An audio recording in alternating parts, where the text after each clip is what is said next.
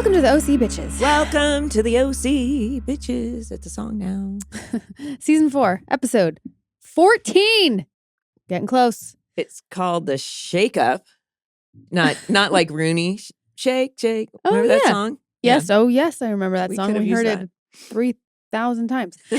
Today's guest is Autumn Reeser. I'm back. Thanks for having me back. Taylor Townsend. I am so happy because I wasn't in person the first time you came on, and I was so bummed to Me too. see you and hug you, and I'm so happy that we are all here today. Me too. Autumn, I have to tell you, I had never watched the show.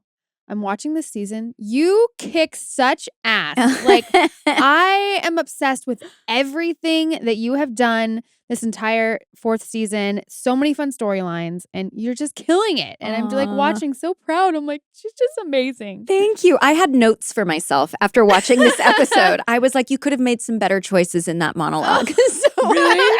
Oh, I was so impressed with that monologue. Seriously though, you had so many fun things to do, and I loved our relationship. I did too. I know, it's really sweet. And I mean, I always loved working with you on it, but it's really fun to come at it from the outside and remember these little moments we had together. Is really fun. I know. I believe our friendship. Me too. Yes, it was so sweet.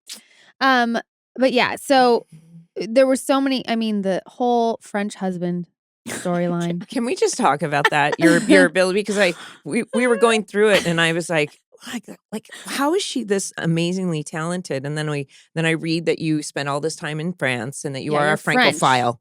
Is that true? At the time, yes. I was very into, I speak a little, I would say now I could probably get around okay, but at the time I was really into French. Mm-hmm. And I took French in high school, and I was like secretary of the French club. Oh. So I don't know. I feel like maybe the writers found out certain things about me and then wrote them into Taylor. Mm. And I mean, I love dialogue. So they were always just like, take this. Also, can you speak Latin? Also, we're going to write this Korean in at some point. Oh my God. Yeah. What is your process when you have a lot of, you love dialogue, but like, do you need to spend a lot of time with it, or can you memorize it? I mean, I found that I could do it the night before on this show, but as I got older, I needed like 4 days. Yeah, I prefer to have more time with it, but obviously sometimes you don't. But the more time you have with it, the more you can play, right? Mm-hmm. The more levels you can find, the more rhythms you can have.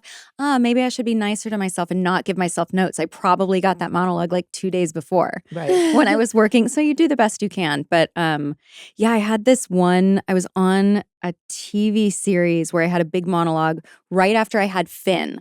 So I was like 6 weeks postpartum, and I had a big monologue, and it was the first time that I kept dropping my lines, and I cried on set because I was so embarrassed. I was like, this isn't like me, but I had baby brain. Yeah. Mm-hmm. So. Oh God. Yeah. When you are, I can attest to being such a perfectionist. Like I'm not on the blooper reel that much, because to me it would be like, it would cause me anxiety and stress to stumble on a word.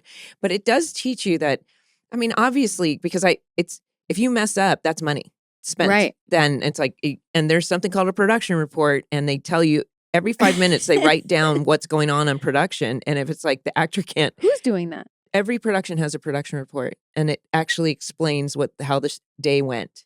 And like what actors showed up on time, what happened in. Really? Yeah. It's really better that we didn't know this until now. I'm really upset that I know about it now, because I'm like, oh, there's all this pressure. Well, I learned it because an AD came up to me and said, I just want you to know we have a production report, and they've told me if you're 5 minutes late that I'm to write you up.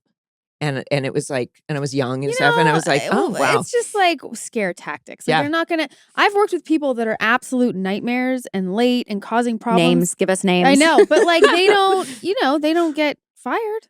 Yeah. Sometimes they do, I'm sure. Yeah. But in my experience, they were. You actually see these producers from time to time. I worked with Dennis Rodman, who was Dennis Rodman? Yeah, it was stunt casting on a Bruckheimer television show in the second season. And they were like, I remember the producer just like standing there at base camp with his arms folded. And I was like, what's wrong? He's like, Dennis is late. And I'm like, you hired Dennis Rodman. What'd you think was going to happen? And like literally trying to mitigate, who they hired. But, but anyway, he's an endearing guy. I found him to be endearing. But anyway. Late, but endearing. Yeah. So then there's the whole Okay. Now, obviously, the OC like started Marissa and Ryan, whatever, but I am so team Ryan and Taylor. And like your chemistry with Ben is palpable. Like you guys worked so well together and played so well off each other.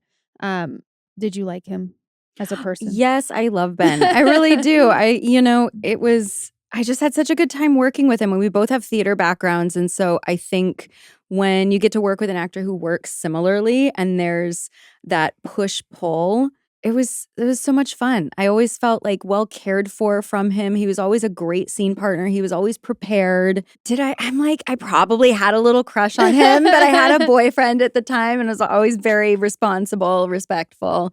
I tried to hook him up with one of my friends at one point. Did you? I did. I just remembered that. Yeah, Oh but my I also, gosh. I was always very professional. I would never have crossed that line. But it's good that we had chemistry because we had a romantic relationship, Oh, for and sure. it was, on our characters did, and I felt like I got such a gift in having him as my scene partner. And you remained friends to this day. Yeah, he's come and done a couple.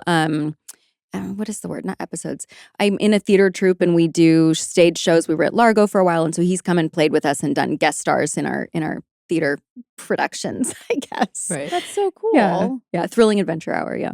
I just had the strangest random memory of you in season 4. And I remember you were like walking by and I'm like, Autumn, you're looking fabulous. And you told me you were doing some kind of new dance classes. What was it? Was it pole dancing? It was S Factor with Yes, Sheila I Kelly. started- Yes. Somebody dragged me into S Factor after the OC was done. And I was. Did you have fun? I did. And then I ended up, I own a pole. Of course you do. And of course Mindy owns a Of pole. course you I do. put it up Yes. at many parties, actually. But yeah, some people could. But I pulled my back out doing it. But yeah, I have some stripper shoes and stuff. Yeah, that's what it was. Oh Yes, my I God. started doing S Factor, and I think that's what I think that's why they wrote in that whole episode where I'm like washing the windows and dancing on the counter. I think that got around somewhere. I mean, who knows? And I was like, yes, I will absolutely dance on the counter. This sounds amazing. I was That's so what it jealous was. of those that you did in that episode, the fantasy one. That where was you're like, It was yeah, so much fun. Oh my There's God. Taylor got to do a lot of ridiculous things. so many. Wear a groundhog costume, like so many things. It's so funny. It's so funny. This We've been- episode, anyway, I won't But spoil we've it. been catching up with so many people for this season, and literally, you can see it, and the enthusiasm is palpable that the writers were having for Taylor. They Mhm. just had so much fun writing for your character, and knowing that the show was coming to an end, and it was just this free for all of just fun and ridiculous and suspension of disbelief. It Yeah. just really worked so well. Yeah. I'm also just a testament to you and your talent, Yeah. like starting with how your character started, and then where Taylor is in this season. Well, I didn't, since the last time I was here and between watching this episode last night, I didn't watch any in between. So I'm really able to see how far I came and how far, this is how I remember it, how far I came as a person, just in like settling into myself as an actress, having more confidence, feeling like part of the team, trusting myself more, making bigger choices. It's like, I'm like, okay, yeah, I can see that I settled in, that I feel better about myself, that I'm not so nervous and feeling like an outsider. So that was cool to see. And I showed it to my kids. No way. For the first time. They watched it with me This episode? Yeah, this episode for the first time. Really? Yeah. What'd they say? Well, they kept asking me, every woman that came on screen, they kept going, "Is that you, mommy?" Oh! And I was like, well, we all kind of look the same. We have kind of the same hair and the same makeup. Right. But they ended up loving it. After they were able to follow it, they loved it. They thought everybody was so funny, and they wanted to watch the next episode, which so was really cute. Yeah. It's That's a really sweet. weird thing that we get to do as actor moms, to share that part of ourselves with our kids. Yeah. It's Is this the first weird thing they've watched they've of you? watched like a couple of my Hallmark movies, but I don't really, I don't watch a lot of my stuff. And so this was the first time that I just put it on. I was like, I have something I'm going to put this on. And then they were like, wait a second. They're like, looks like you. Yeah, it's so Amazing. funny. That's so fun. What a cool thing to share with them. And, Yeah, it was cool. Maybe not the whole, I maybe forwarded past the clown porn part. Oh, right. Oh my I was God. like, oh yeah, no, The we're just clown gonna. porn. Did you think this show could get any more ridiculous? Each episode, I think Rachel's like, what? What is going Oh on? my God, yeah. I'm like, wait, what happened now? Well, let's get into the Yeah, episode let's- because we want to talk about some of these Yeah, yeah, amazing moments. Yeah, the synopsis. Taylor prepares for her birthday celebration, but frets over the fact that Ryan has still not told her that he loves her. Even more concerning is that she applied to and has been accepted to Berkeley on a full scholarship, too. Summer tries to get Seth to be passionate about anything. Kaitlin resents Frank Atwood being around, and Kirsten isn't so sure about raising another kid in Newport. All this leads to a big shakeup at the end of the episode. Written by John Stevens, directed by Ian Toynton. Original air date, February 8th, 2007. Oof. So we do one of those 72 hours earlier things, and Right. it opens with the big rumble. Yeah, I was so confused. I'm like, I didn't think this was the earthquake episode. Oh, you I had texted to us. text Katie and Like- Melinda. I'm like, you guys, I thought the earthquake was the next episode. Anyway, Just give it a sec. Give it give a it a sec. sec. I'm very impatient. Yes, But- 72 hours earlier. 72 hours earlier, opening on YouTube chatting. And, I do have to say, if you haven't watched the episodes just previous to this, every episode, I'm just prefacing this whole conversation with, every episode, it's Ryan and Taylor getting together, but we're not serious. But now so there's always a resolve at the end of the episode, but then all of a sudden it's not resolved at the beginning of the next episode. I feel like it's a yo-yo back and forth a little bit. And just when I think they're kind of okay, then poor Taylor, she's been dealing with her emotional addiction, and now she has to get him to say, I love you. Like she's trying to control the world here. She needs to let go a little bit, right? But it's Taylor. But it's Taylor.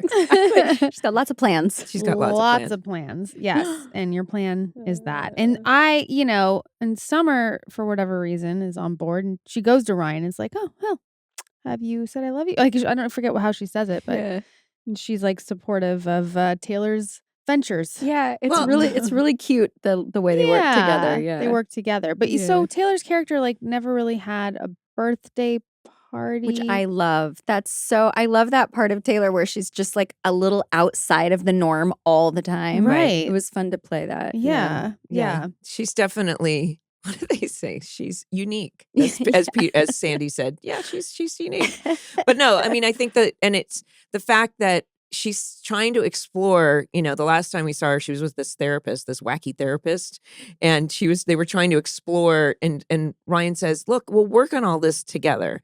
And once again, she's got this obsession of whatever her obsession is. And in this episode, it's, he needs to say this before I can go to Berkeley, which apparently she applied to before they were dating.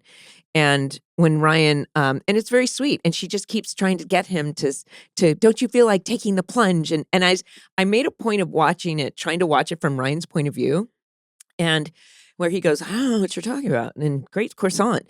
And I thought, I really don't get what she's saying either. Like, obviously the audience knows. And I was like, it could be confusing for Ryan because she's so like, I need you to do this. And I thought it would be really interesting to be in Taylor's head because she's like trying to pull something out of, have you ever wanted somebody to say, I love you before? Well, what this episode brought me back to is being a teenager and how big of a deal that was. Oh, okay. That I don't know if you guys felt that, but that pressure of like, is it going to happen? Who's the first person who I'm ever going to say I love you to? Who am I going to hear it from? Who's going to say it first? It being this major threshold crossing. And I felt all of this love for all teenagers of all time walking through that moment. Do you have like a firm opinion on whether you like the other person has to say it first? I pretty much have always said it first. Have So, there's part of me that's wanting Taylor to be like, just say it. Right. Say it, girl. Say your truth. But I also get that part where you're like, it's so vulnerable as a teenager. But I don't know. I just. Yeah. You know how good it feels to declutter and clean the place you live. Sometimes I put it off and things get messy and I feel bogged down. But when I finally get everything cleaned, I feel so much better, so renewed. Same with my mind and emotions. Talking to a therapist from Talkspace helps declutter my mind, and I get the same renewed feeling deep down. I feel much better, clear-headed, and calm. Talkspace is a new, more convenient way to find a therapist and to meet with them. Everything is done online. You find the therapist you feel closest to, you meet virtually, wherever you're most comfortable on your schedule. So there's no missed work or scheduling childcare for an appointment. It's therapy designed for your life. Finding a therapist can feel overwhelming, but Talkspace takes the pressure off that first step. They match you with a provider that's right for you, usually within a day or two. Talkspace has thousands of therapists with all kinds of specialties. It's so convenient. You meet on your time where you're most comfortable. It's really mental health care made easy. Looking to renew and rejuvenate your life? Look to Talkspace. And now get $100 off your first month when you go to Talkspace.com/OC to match with your dedicated therapist. Go to Talkspace.com/OC now to get $100 off Talkspace.com/OC. The sun is shining, the birds are chirping, and the spring air is warm, which means sweat is upon us. Thankfully, Lumi deodorant is here to keep us smelling nice when we need it the most and where we need it the most. I'm talking pits, privates, and beyond. Let's face it, our underarms aren't the only place we have odor. So it really is actually getting warmer. So yeah, I'll be sweating more. And you know what? I love the whole concept of stopping BO before it happens. Also, the toasted coconut, it's super reminiscent of the summer of my childhood, just like my childhood summer days. Lumi was created by an OB/GYN who discovered and proved in clinical testing that the vagina is not to blame for day-to-day odor below the belt. So she developed Lumi, a uniquely formulated pH-balanced deodorant, the first of its kind. Lumi is seriously safe to use anywhere on your body. Pits, underboobs, thigh folds, belly buttons, butt cracks, vulvas, and feet. I am a fan of anything natural to stop body odors. And I love using this under the old armpits. What's even better is they have these wipes you can throw in your purse and use that anytime you need it, wherever you need it. Lumi's starter pack is perfect for new customers. It comes with a solid stick deodorant, cream tube deodorant, 2 free products of your choice, like mini body wash and deodorant wipes, and free shipping. As a special offer for our listeners, new customers get $5 off a Lumi starter pack with code OC at lumideodorant.com. That equates to over 40% off your starter pack when you visit lumideodorant.com and use code OC. Do you know what Ryan said that kind of surprised me? And he said, the only thing I want is, it's a totally different Ryan. He said, he goes, I just want to have my way with you. And I was like, oh, okay. So I'm like, they clearly have this like health, like that's in that department, they're good. Yeah. Right? It's like, yes, they are. They sure are. But yeah, when Summer goes to visit him and, That's what I was saying. Yeah, before. It's just, she's trying to like plant the seed. Oh, she says, what's the present? And he says, she translates these French poems. I've printed them, bound them in a book. And she's like, oh, almost as romantic as saying I love you. And he's like, I haven't done that yet. And she's like, oh, well, gotta go. So, I know. That's a really sweet gift. It's that he did. really like, really cute. thoughtful. Really That always sweet. means so much to me. Like, it doesn't have to be expensive. It doesn't have to be anything. But if it's like meaningful and thoughtful, Yeah. that goes the distance. Yeah. You guys. But no, I think he's kind of in the know at this point because they're watching The Hunchback of Notre Dame. And Taylor's just like, and he's still like, don't know what you're talking about. Yeah. Don't know what you're talking about. I mean, literally, she does go back and forth. At one point, she said, Ryan, I don't want to be serious. It was just a few episodes ago that she said that. So there's a lot of pressure here, but A lot of pressure. a lot of pressure. And Summer and Seth are doing their thing. They're on a date watching George films. She thought it would be interesting that she said he's going to art school. I'm a part of this George thing. So let's see if, I'll go on a date. And then I guess apparently he's super critical of each movie in a way that reminds me Of Brody himself? Yes. But also I was married to Ernie, who was exactly the same way. Really? So everything, it's like, I like things if they're good. It's just not. But that's a classic narrative in Hollywood, don't you think? Of people just wanting to criticize things all the time. It gets exhausting. Yeah. It gets exhausting. I didn't remember this part of the series that she challenges him. It's like, okay, let's see you do it Then better. you do it. I'm Right. like, God, yeah, that's what we should all say. Oh, really? You've just spent 10 minutes tearing something apart. Let's watch you make, 10 minutes creating something. Try it. It's true. It's good. It's such a Yeah. great little She's like, story in this. All right, Yeah. Make a movie. Right. So And so Seth's what gonna does he make a do? movie. Oh, God. He does 6 hours in the pool. These like floaties, which by the way, It's a those satire. floaties are always the hardest to balance on. Does anybody remember like trying to sit on the Shamu floaty as a kid? No? No one had these floaties I didn't have this in one. pools? All right, well, it was just me then. And it was like you could not sit on those things. And that's what I thought of. How many scenes did you have to do ever in the pool? Like actually swimming in it? Like, yeah. Did you ever have any? I'm assuming we had a pool. Somebody must have shot in it at some point. I can picture us in the jacuzzi. I You- know the boys were in that pool for sure. I was only in it once, I think. No, well then, You were in it? Did you I get was in the thrown one on it? Did you stage. fall in You're it? the or one on something? Yeah. stage. You fall because in we it. had a cat fight on stage. Yeah, in Yeah, the yeah. first season. I'm sure. With I Haley. don't know. Oh God, I just watched it all and I still can't tell you. Watched the whole series. I'm like, I have like, no was idea. But no, then I couldn't help but think, I'm like, did they write that because I'll have to ask Write them. what? Did they write Seth's storyline of him being a critic because he is Because one? Brody. I'm sure. All he ever wanted to do was watch movies and read the paper with his bagel in the morning Oh, sweet. at the time.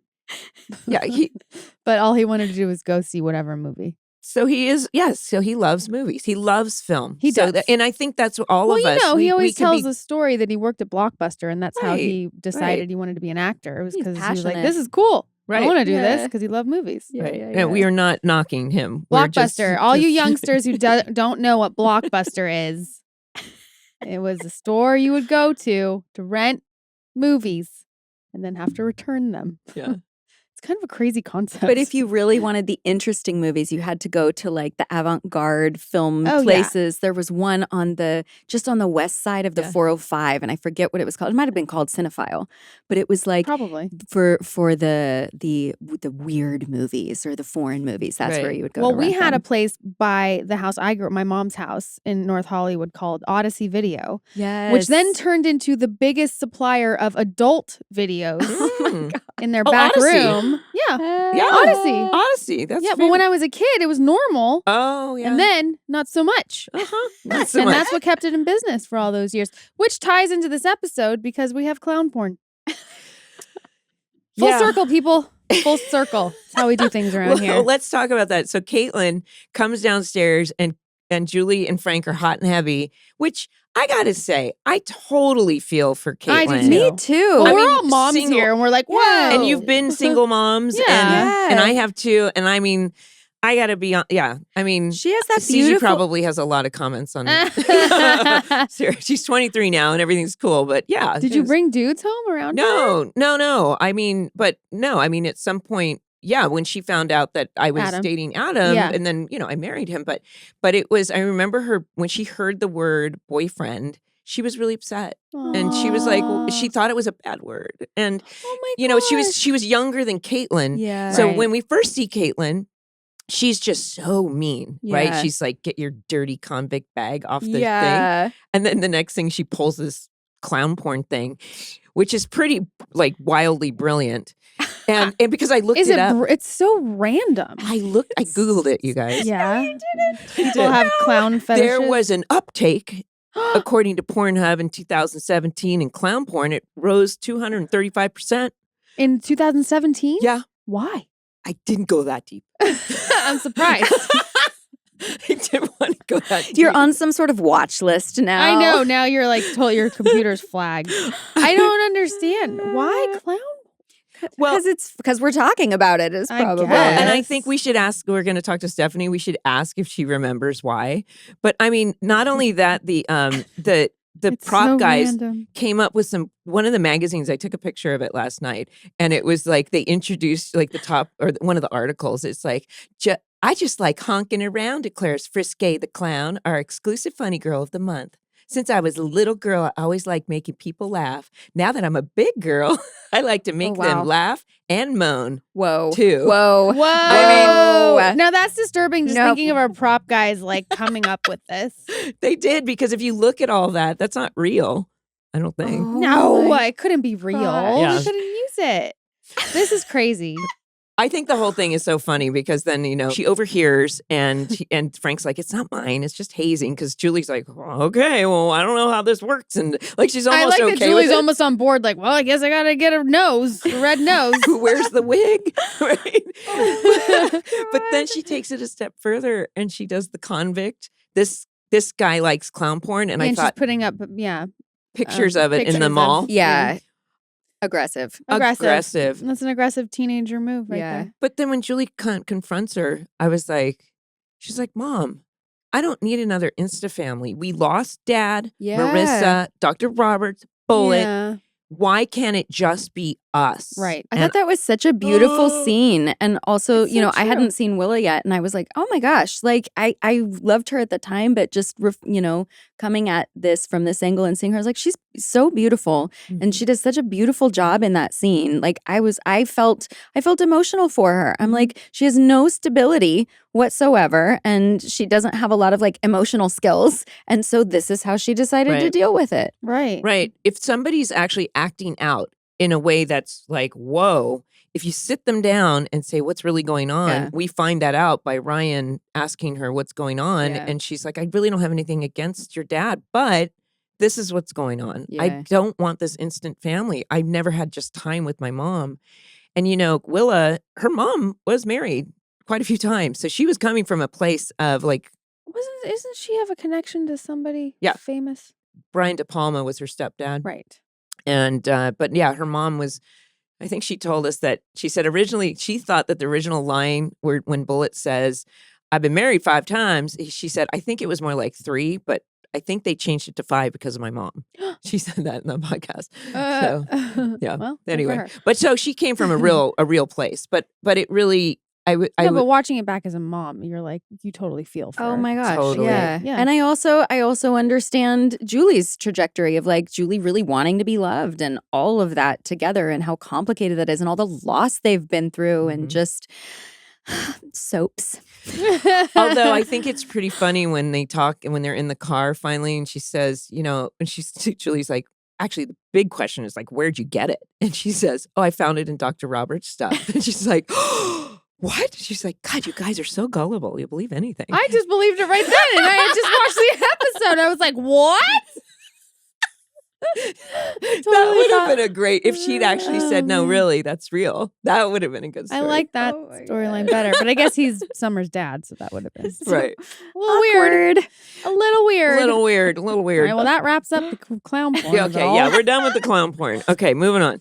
But let's go back to Taylor and poor Ryan is like, where he comes in from this like 10, he's like, are you okay? Sandy says, are you okay? And he says, oh, I just ran 10 miles. And it reminded me that that's what I was doing when I got my stress fracture. So running 10 miles? Yeah, I was trying to. 10 miles? Yeah, at a time. I think I would die. That sounds terrible. I know. Well, I just voluntarily? learned not to do that. But Yes. Autumn and I are not in on Not that runners. one. No. But Sandy's not a tuned runner. in. Sandy is so tuned into Ryan, and Yes. says like he goes. So he instantly knows. He goes. So what? You're just worried that you can't tell her that you love her. You haven't said I love you and it's her birthday. Like he just lays it out and I was like, this is a little too on the nose for me. Yeah, but he's like, I'm that's not the buying storyline right now. But anyway, he gives him the same advice that he's been giving him for the past 3-4 episodes about Taylor because he's his coach right now. But, he's his coach. But she invites him over for this fabulous coq au vin. Which was the scene where we plan it, and I say to you, Summer Roberts, you bad thing. Oh, right. That's such a cute little moment between us there. And the funny thing is that like Taylor clearly picked up on what Summer was suggesting. I didn't. I realized I was in this scene and I forgot. I was like, what is she suggesting? I was like, I didn't either. Oh yeah. What was I That's right. suggesting? To get him pentothal drunk. Oh yeah. First. Yeah, but it's well, first it was but basically shoot him with like lie detecting serum, right? Right. Taylor's Sodium like, maybe pentothal. where can I get Yeah. some?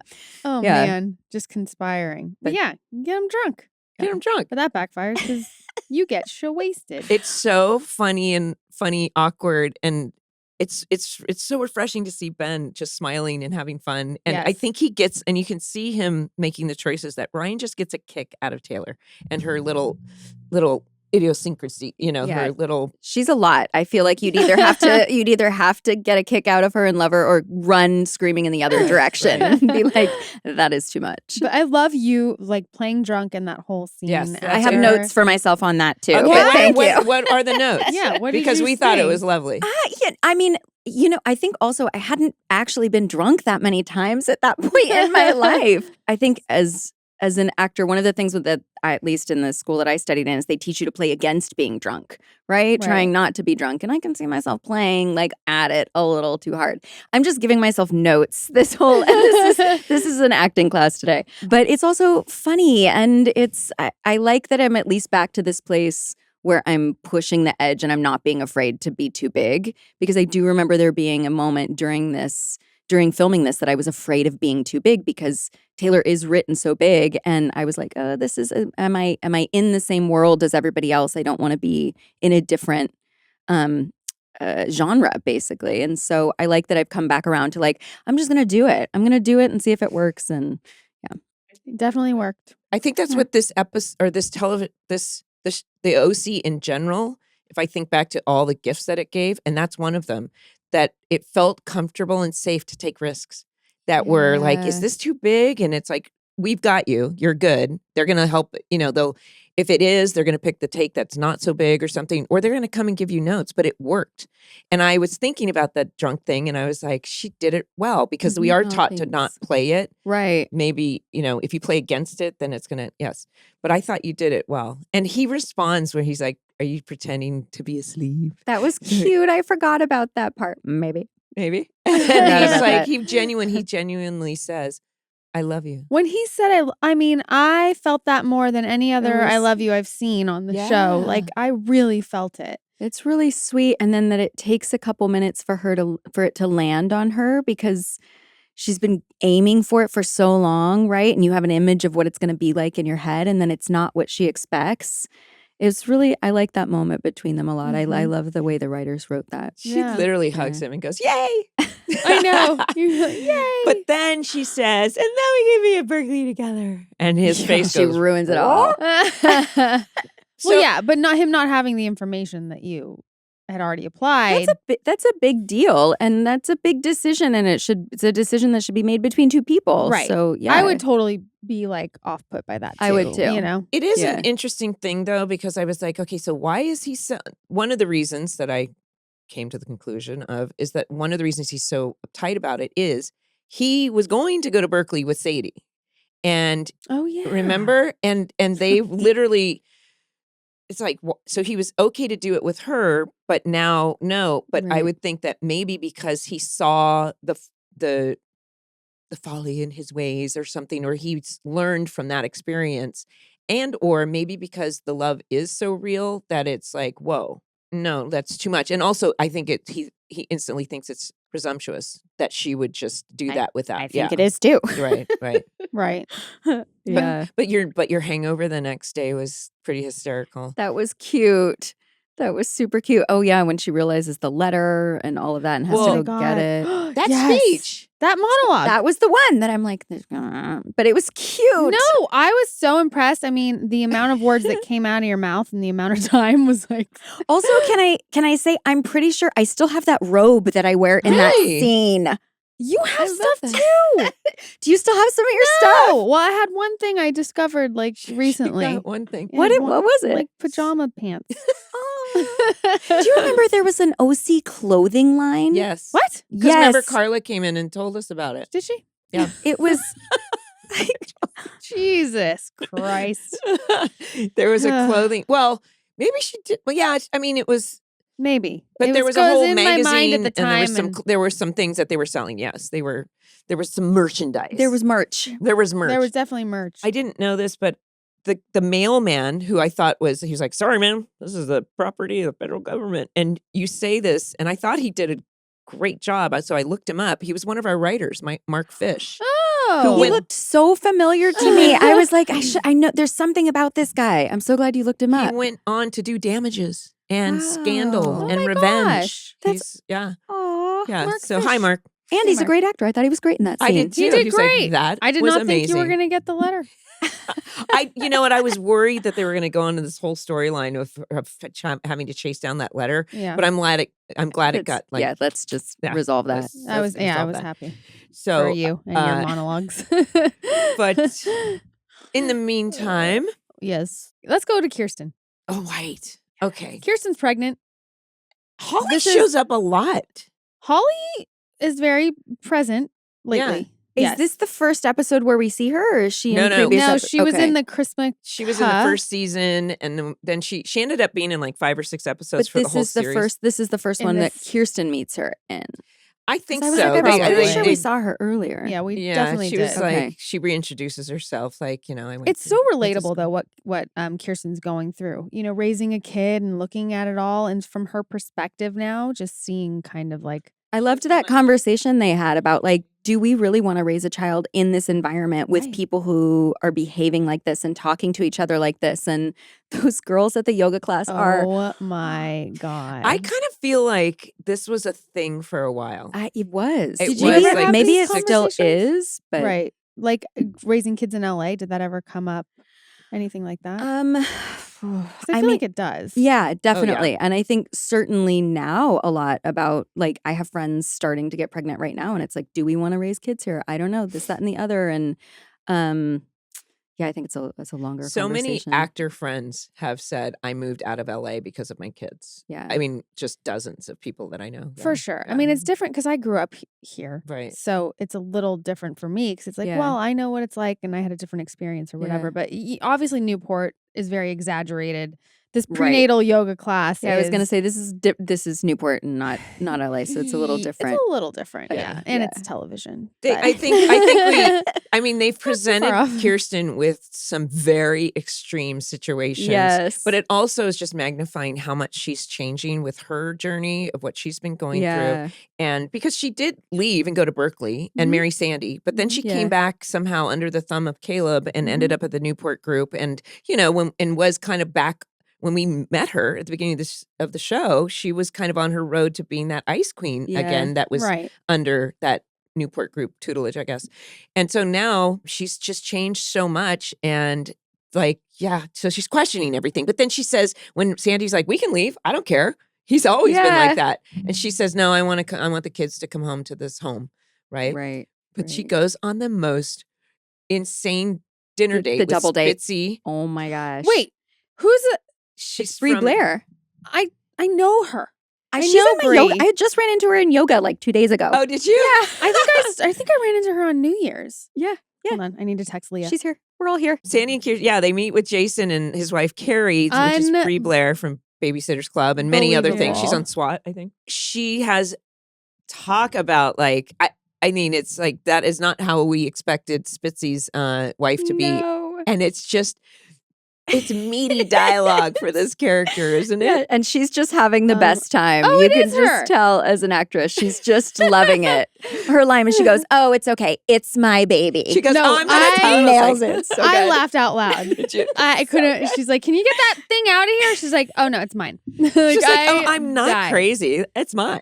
Yeah, Her delivery on that, I think the comedic delivery of it was amazing, just so good. No, she was so big and so right on. I just love the setup. He's like, "Let's go out to dinner. They'll restore your faith in humanity." Cut to. Oh my God. So good. Yeah, Right. that was epic. Yeah, It was funny when she popped on the screen. man. Oh. I can just ever since we interviewed JJ and Steven or John Stevens, you can just tell how much fun they have doing their job. That they're so energetic and have so much fun, and it comes out in these scenes for sure. But in the meantime, like Seth and Summer, so he finally gives her. We already talked about that. He did the movie, so now she was. But no, she was like, "You need to when film she presented things it, that are like." I'm not going to watch this for 6 hours. Right. You need to film things that you're interested in or whatever. And he's like, what should I do? And because he says, when does he say, should I be a film critic? Oh, that was at the end. That's at the end. That's yeah. later. But so then, he starts just filming people. He's interviewing Ryan. He's like documenting everything that's going on in the episode. right. And he says some things that totally psych Ryan out because he's now like, he's wrapping the present and he says, what is it? And he's like, oh, wow. Or he makes a comment like, how do you feel about Dean Hess's sloppy seconds? I'm like, oh my God. Yeah. Like saying some of this great dialogue. Great dialogue. Yeah. And he also overhears Summer and Kirsten talking, which I'm happy Summer, I was like, as I was watching it, I was like, you're talking to the kid's mother about, and then she actually says, like, I know this is weird that I'm talking to you about it. I was like, okay, good. Yeah. But you know, I wrote a question for myself. I was like, okay, let's analyze this. Is Summer being fair to Seth? Because he does have interests. He's, you know, he loves his art but he's not at art school yet. And he's kind of in this little limbo area. And I was like, and when she said, you know what, if anything, just do it because it's important to me. She's found this passion with George. She's going to get it. And then she wants him to feel impassioned by something. And I was like, he's always been passionate about so many things. Where is this coming from? And so I was like, and I wasn't quite sure why all of a sudden, because he does actually seem apathetic in the episode, which is really like the devil's tool. Yeah. And so I was like, oh, like what's going on? So anyway, I didn't know if you thought that she was being unfair or no. Okay. Yeah. Not at all. That's how girlfriends are. Okay, let's go to the party. The party. The birthday party. It's just us, but it's still a party. We're there for Taylor's birthday. I know. With the biggest cake of all time for like cake 7 people. I've ever seen in my life. Which was my kids' favorite part of the episode. Really? They were like, Mama, you get a cake that's this big. And I was like, oh my gosh, you guys are so cute. It was. It's so cute. And it was cute. enormous. But okay, can I just talk about the opening where she's like, oh, should I ask for a prize? Oh my and then gosh. she says, oh my God, I'm so surprised. And Sandy goes, there's a surprise party? Summer's like, just go with it. Yep. Just go with it. She's always just in her own little universe. Just like making these choices. It's so sweet though. I remember really liking filming that part of the episode that it really felt like it was kind of my birthday. Oh, really? They did used to do birthday cakes for us when we would have birthdays on set, because I just remembered I have a picture of one that they did for someone? Catering did for me. For you. Yeah, when I had a birthday had when to we be were on filming. set. Yeah, if you were on set during your birthday, they would make you a little birthday cake. cake, which was so sweet. Yeah, it was probably Just the same little size. things. Yeah, more people. Yeah, Seth gives her this pretty amazing sword. that was amazing. Yeah, but I'll use that. In the meantime, Summer has told Taylor that he has this incredibly romantic gift. So when she goes to open it up, it's a fucking dictionary. Have you guys ever had a moment like that, like with your partner, where you were expecting a certain type of gift and then they were like, here's a dictionary? Or like you're expecting a dictionary and it's a fucking ring. I want to hear the rest of that story. Really? Dick move. Yeah, it was such a fucking cop-out, man. I was really disappointed in Ryan. It was sad. I didn't remember that happened. And you couldn't even blow out your candles. I know. Yeah, that was sad. That was shitty. He was having, she got sad. But, he comes up and when, it's interesting. The show does a really good job of having us jump back and forth on whose side we're on. Because Taylor pulled a pretty shitty thing back when Henri Michel was there and told a lie about Ryan. And when she explained herself, she was like, yeah, because, and the way she explained it made me go, oh. Do you remember this? I totally get it. I remember a little of this. Yeah. She told a lie saying that he was writing and stuff and to make him look better to Henri Michel. And I was like, yeah, that's a pretty shitty thing to do. But then when Taylor's like, yeah, because you were acting and I don't want him to think poorly of you. And the way she said it, the way you delivered it, I was like, God, that makes sense. And so in this scene, when he says, look, you talked about Berkeley and you were like, Ryan, it's before we were dating. Mm-hmm. And he was like, oh, I didn't know that. And I'm sorry, I freaked out. Yeah, you freaked out. That was bad. Even then, though, that's a big thing that should be discussed. I feel like anyone who's dating anyone at the end of high school runs into this. I feel for you guys, anybody who's in this place right now, because you're going to change so much when you go to college. You have no idea who you're becoming. You're finally stepping into what you really want to do in life. You have no idea what's about to happen. And then to make a big decision, like, I'm going to bring this person along with me, that's going to change everything. Yeah. Well, I can relate to I started dating my serious high school boyfriend like right before he graduated and I was a year below him. So he went off to college and a relationship had just started and he cheated on me many times. Aw. I'm still, fuck you, Ryan. No, I'm just kidding. His name I'm was just Ryan. kidding. No, it's Jill's brother. It's a joke. We're still Yeah, super yeah, close. yeah, He's yeah. like family. Oh. But anyway, yeah. He Well, I mean, you're kind of supposed to go off to college, and I mean, I would definitely warn any young person that college Don't is do it. not. I went to college with my high school boyfriend. did? Well, he didn't go to my college. He went to like the community college near to my college. Yeah. And it was we tried. I loved him so much. And we really tried to make it work. But I was just finally getting to study acting, which has been my dream my whole life. And so everything was opening to me. And I would be like, I've got rehearsal on Wednesday. And he'd be like, can't you just skip it? Because he didn't understand any of it. Yeah. No. And I was like, I can't skip rehearsal. I'm a thespian, you Yeah. know? And I'm sure that had to be so hard for him because he's like, I moved up here Yeah. to be with you. And now all you want to do is like rehearse Moliere. You're like, oh my gosh, I you sounded know. just like Taylor. Oh, it was so Moliere. sad. I think we lasted like another year though. Oh, I mean, wow. good Good for for us. We you. really tried, but it was But, yeah. really hard. I was becoming such a different person. Yeah. But Yeah. but that high school love is like, there's nothing like it. It's I like the know. first experience. So of Yeah. course you're gonna try.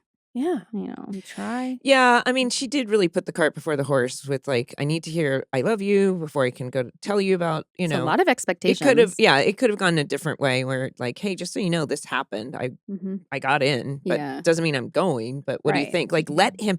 I mean, I think that's what life is about. Young people have to go through mistakes and failures should be just as normalized as successes because that's how you. I mean, that's just life. Yeah, agreed. So if you go through that and like, what did I learn from this? I'm going to move forward and maybe I'll communicate better next time. Mm-hmm. But some interesting things come up with them later on. So it's in the next couple episodes, or not the next one, the one after in the finale. Finale? Yeah. I don't know yet. I haven't watched it. So she takes off because she's upset. She goes to watch her 16 Candles and talk to Esmeralda. I don't think that you can show long duck dong anymore. Would be my Yeah, I don't guess, think so. because they fully. I don't think. Really? No. Oh, I you don't mean think to so. use it as a clip on television? Yeah, I don't know. I mean, I feel like Yeah. it's very not correct. But 16 man, candles. John Hughes defining our 80s, defining our I years. loved that movie so much Yes. in high school or in Yes. junior high. Anyway, Well, okay. I felt bad for Esmeralda in this scene. Taylor gets off the phone You very just- quickly. You do. You're done. I'm like, I'm receiving important information, and then I'm just like, call you next year. I thought it was quite the quick hang up as Yes. well. Thank you. I did think that. I have notes for myself. But Poor Ryan Esmeralda. does sit down and say, I'm here for it. He makes another grand sweeping gesture of I'm here for Yeah. it. I get it. Yes. So he's like Paris, Berkeley, whatever. So we're kind of left with this idea that now they're, Yeah. He But- makes a decision. He Yeah. does. And Yeah. he makes the right decision. the right decision. And gives her real birthday gift. Which is so sweet. so sweet. So sweet. So much better than a dictionary. So much better than a Right. dictionary. Totally. And then this is where Seth and Summer come back together.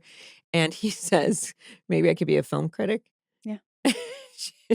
Which is, but then you guys go off to see An Inconvenient Truth. You go to Blockbuster, of all things, to rent it, right? We're going to Blockbuster? Do we At the actually end. say think Blockbuster in the episode? Oh, weren't you guys like going to see it in the theater? Maybe not. Or he says, I let's don't go know. see Inconvenient Truth or go rent it. I can't remember. I don't know. I But don't- she's I can't- super into Al Gore. I know. I love your Al Gore line at the end there. But Right, just say, right. don't make fun of Al Gore or something Yeah. like that. I love it. Autumn, do you remember if Adam and I were still together at this point? I don't think you were. I think by the end of it, you were 'Cause no by the longer end- together. I know by the last episode, but I was trying to figure out timeline-wise watching it when it actually was. I feel like it was halfway through the last season, but it was. like how you I have got- to ask, like, I'm like, so Autumn, you were there. When did my relationship end? from 15 years ago. I Let me feel pull like- up the Rolodex. I feel like you and I had a conversation at craft service and you were eating a carrot one day. Kind of like you were having like a tough day, I would say, Oh. but it wasn't the end. It was but I didn't learn until like the last episode. Yeah. I feel like you guys were very under wraps about all of it because that's super complicated, I'm sure, to try and be in a relationship and in a relationship on screen. And it's got to just be very complex. For sure. I mean, at that time, definitely. Yeah. Yeah, you guys weren't shouting it out at all. No. But I did notice something bits in the next episode, so I'll save it. Okay. Well, then this episode ends with the blow-ups in the there they are again. The ones you can't balance on, you guys. And this pretty epic, gotta hand it to the prop department and set department and all that kind of stuff. This huge earthquake. It's huge. The big one that Taylor had talked about in the opening. Yes. Kind of wish it's like they always predict it. You kind of, and it never comes. Kind of wish it finally would. And it does. It really rattled me watching it. Yeah. It was scary. Filming it was scary. And in the next episode, I won't spoil anything, but it's the aftermath of it. And it was intense. Very. It was sad too because the set was all the sets were destroyed, you know, and oh my God, they got to jump on demoing the sets. Yeah, basically. Really? They did. Yeah. I remember being really sad because there was a couch on set that I was really hoping to buy afterwards. Really? It was like a butter yellow. I don't remember whose set it was on, but I remember just being like, I really want to buy that couch and take it home, and like maybe they'll give me a discount on it. And I think maybe it got destroyed during this episode, during one of these episodes. Either that or they were like, no, you cannot take the couch home. Yeah, they're like, sorry. I mean, we all grew up in Southern California and we've all experienced, you guys remember the 94 quake. Yeah, for sure. And we had aftershock. I was dreaming. It was very, very traumatic. And I was right in the Hollywood Hills and it was like, you could hear the aftershocks coming. Wow. And you could hear it like a train engine. Wow. And they'd hit. And I'm like, here comes one.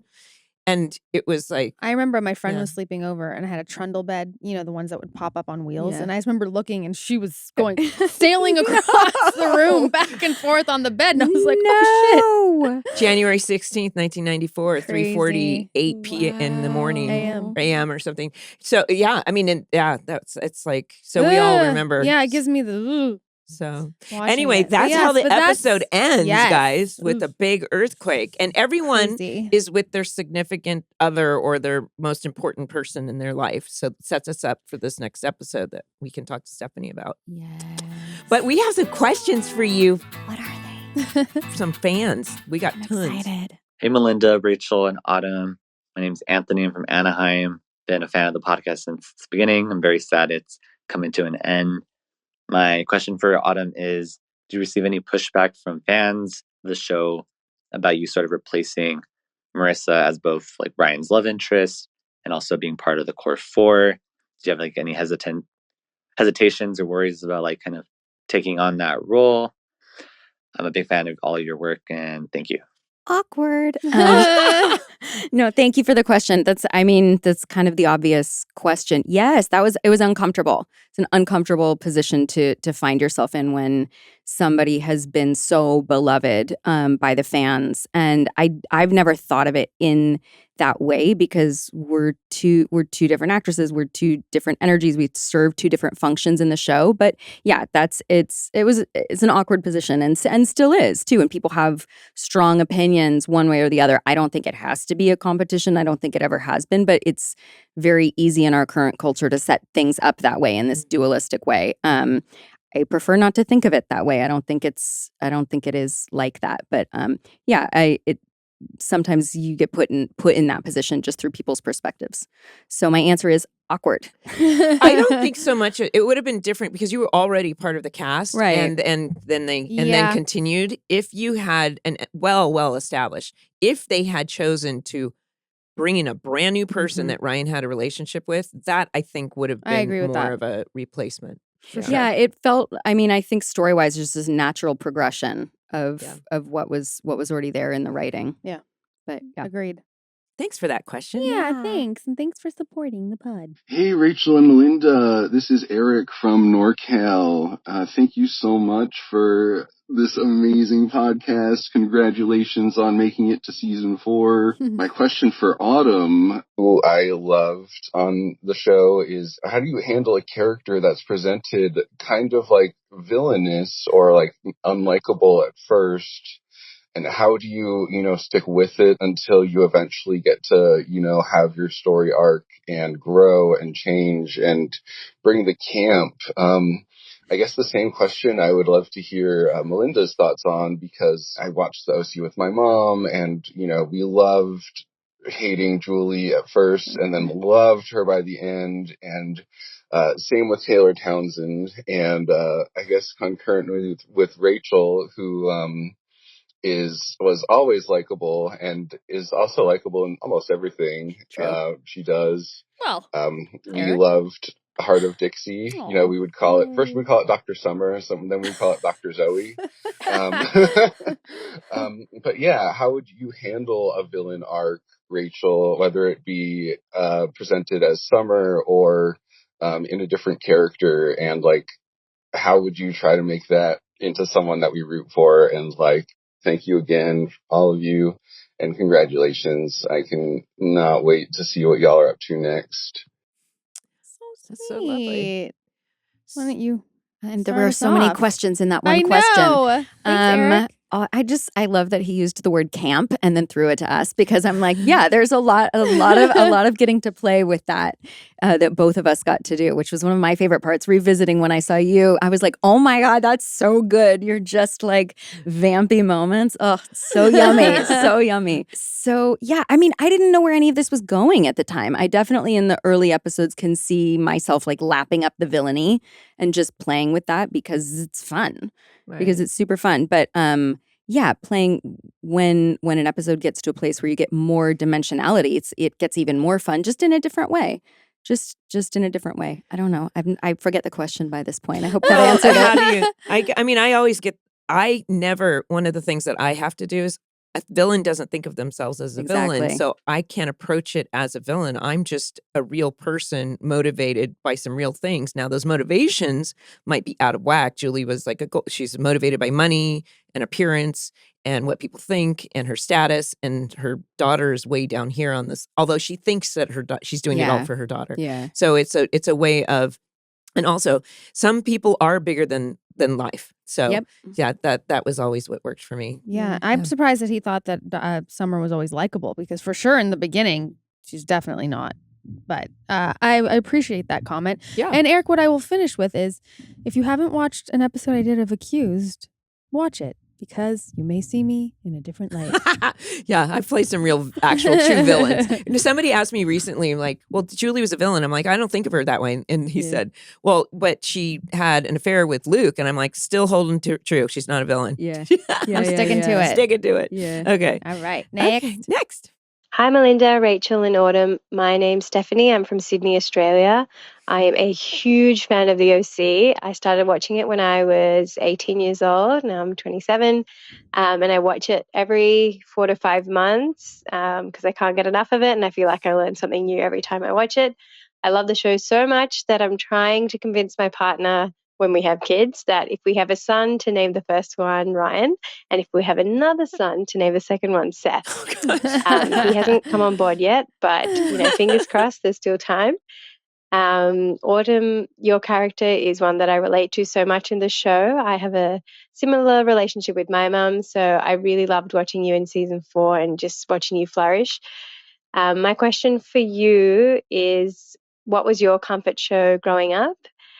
And how did you sort of channel into Taylor's character, like the neuroticness, I don't know if that's a word, and her relationship with her mum? How did you channel that? Thank you so much for the podcast. I'm so excited to see this talk with Autumn. And Rachel, I overheard someone else's voice message telling you to start a Heart of Dixie podcast. I totally agree. Definitely you should do that. Thanks, guys. Thank you. Thanks, Aw. Stephanie. Aw. My comfort show growing up, I had a few. 90210.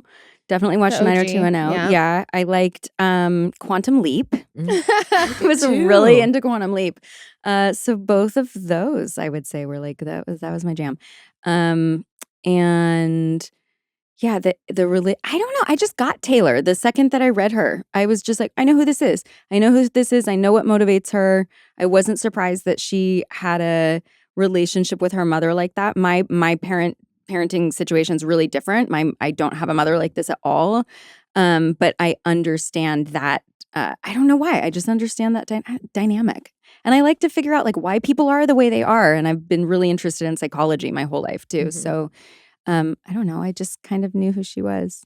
You're both high achievers. Yeah. Yeah. Yeah. And I related to that part Yeah. for sure. And also the anxiety and the need to control things. I was definitely drawing on myself for that. Right. Yeah. I think we all can relate to answer. that a little bit. Yeah, Good question. Good answer. Autumn, we're so happy that you came back, and I'm did so this happy you were here this episode. time and I got to hug you. I know, Yeah. me too. It That was fun. I And thank you know. guys for doing this so we could all revisit it. It was really, Yes. really I cool. know. Thank you for all your contributions and being there for the reading and all that. And love reconnecting with you. Me and we will too. continue And watching that. you this Yeah. season has been so fun. So much fun. Yeah. Okay.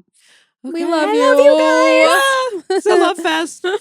Thanks. Thank you so much for listening. Follow, rate, and review. Welcome to the OC Bitches, wherever you listen to your podcast. And if you like to watch us, check it out on YouTube. And you can now listen to bonus features as well as season 1 and season 2 of the OC Bitches by going to castmedia.com/castplus. That's cast with a K, media.com/castplus. Bye, bitches. You didn't do it your way. Bye, bitches. Welcome to the OC Bitches is brought to you by Cast Media. Executive produced by Colin Thompson, Harris Lane, produced by Katie Curtright, Edited by Parker Flores and our technical engineers, Travis Holden and Dustin Park.